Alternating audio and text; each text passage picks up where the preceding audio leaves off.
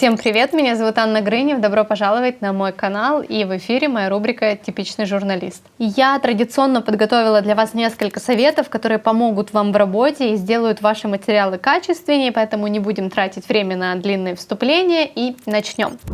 Первый совет, который я хочу вам дать сегодня, это не заканчивайте свои материалы цитатами. Когда я еще была маленьким журналистом, мне мой редактор сказал, что для журналистов, которые заканчивают свои материалы цитатами или свои сюжеты синхронами, приготовлен отдельный котел в аду.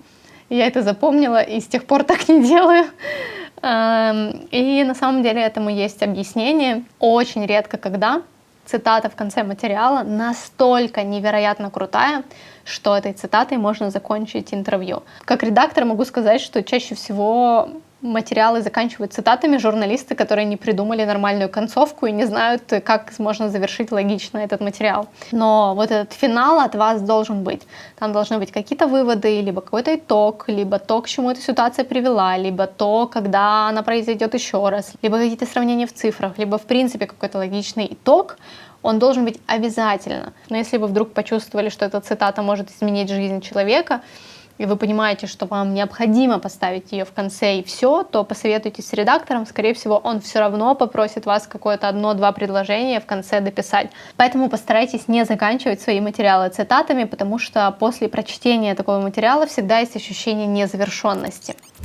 Будьте осторожны в использовании музыки в ваших материалах, и здесь есть два больших аспекта. Первое — это авторские права.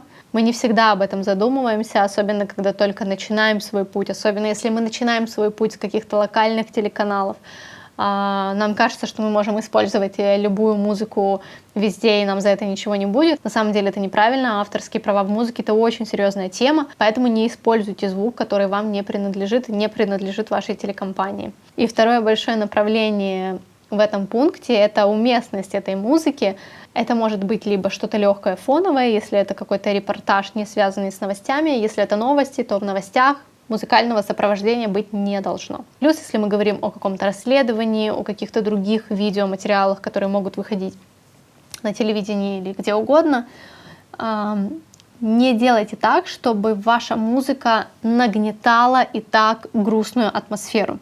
Если вы рассказываете о чем-то грустном, ни ваше лицо, ни ваши эмоции, ни тем более ваша музыка не должны усугублять эту историю. Если у вас какая-то тяжелая тема, она и так очевидно будет тяжелая для зрителя и без спецэффектов от вас. То же самое касается и любых изображений, которые вы будете использовать, и любых фотографий. Недавно я пересматривала какой-то сюжет из 2000-х, который описывал события Второй мировой, и в этот сюжет были поставлены просто ужасные фотографии, которые, тебя невероятно шокируют, и вы должны помнить о том, что у вашего зрителя нет выбора, согласиться это посмотреть или нет. Он просто доверяет вам и смотрит ваш материал, поэтому вы не должны ставить в ваш сюжет никакие изображения, никакой видеоряд, который может плохо повлиять на его психику, который может его шокировать. Я говорю о каких-то слишком откровенных кадрах,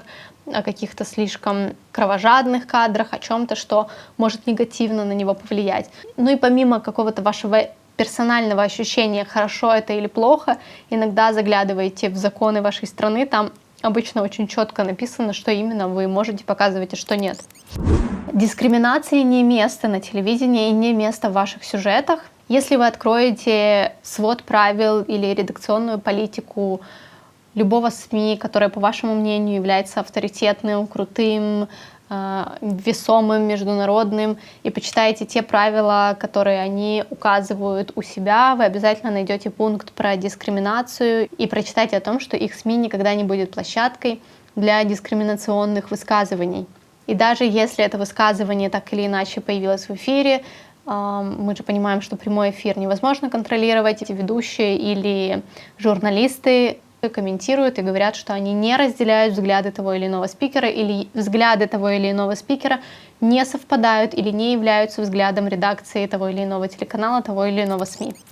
Следующие несколько пунктов напрямую связаны со вторым советом, в котором мы говорили о том, что вы не должны нагнетать, это не наводите панику, не будьте слишком эмоциональны в своих материалах. Да, иногда это классно, когда вы позволяете себе показать свою эмоцию, показать свое восхищение, свое удивление, свой шок, но вы не должны этим раздражать зрителя, вы не должны этим раздражать человека, который смотрит ваш материал, потому что вам сложно объективно оценить, как вы выглядите со стороны, проявляя все эти эмоции в кадре, будете ли вы раздражать этого человека и насколько это вообще уместно.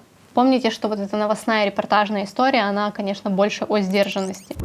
Будьте осторожны с любыми прогнозами или с любыми попытками предсказать развитие того или иного события. Вы не эксперт, вы не должны этого делать. Если вы хотите в свой материал добавить какой-то итог, предсказание или предположение о том, как закончится та или иная ситуация, используйте для этого мнение эксперта.